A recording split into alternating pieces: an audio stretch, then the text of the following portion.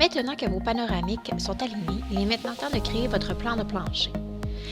La première des choses est de venir activer l'outil de plan de plancher, soit en cliquant sur Floor Plan ou en venant peser sur le W sur votre clavier. Le premier mur dessiné est le plus important. Il doit être le plus droit possible afin que le reste de la propriété soit tout aussi droite. Venons cliquer sur le plus pour créer le premier plan de plancher.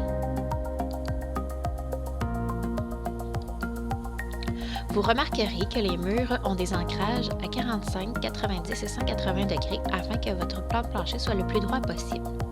Par contre, si vous devez créer des angles plus spécifiques, vous pouvez peser sur Shift qui vous donnera la possibilité de faire l'angle que vous désirez. Si vous avez terminé de dessiner votre segment, vous pouvez peser sur le Q pour retirer la continuité de la flèche.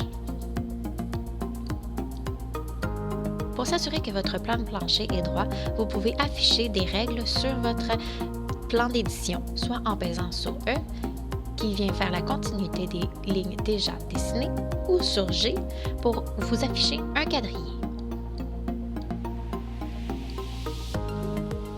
Pour continuer à dessiner votre plan de plancher, vous devez cliquer sur le point rose. Il s'agit des points de départ du plan de plancher. Lorsque vous êtes rendu à un point que vous ne voyez plus, vous pouvez peser sur Q pour arrêter de dessiner, puis sur W pour sortir du plan de plancher, vous déplacer et ensuite réactiver le plan de plancher pour continuer votre dessin. Encore une fois, on vient peser sur le point rose pour continuer le dessin. Lorsque votre plan de plancher est terminé, vous pouvez venir ajouter des items comme des meubles, des portes, des fenêtres. Dans ce cas-ci, nous allons venir dessiner l'îlot. Donc, on vient cliquer sur le plus dans la section Items.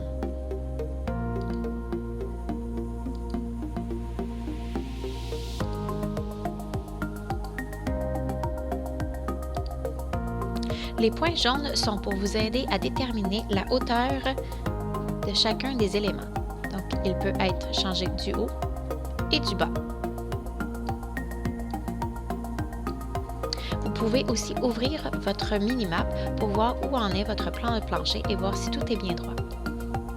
Dans le menu de droite, vous verrez que vous pouvez décider de mettre un élément dessiné, non dessiné sur votre plan de plancher, de faire des éléments transparents. Donc, s'il s'agit d'une porte qu'on veut traverser, on peut le mettre hollow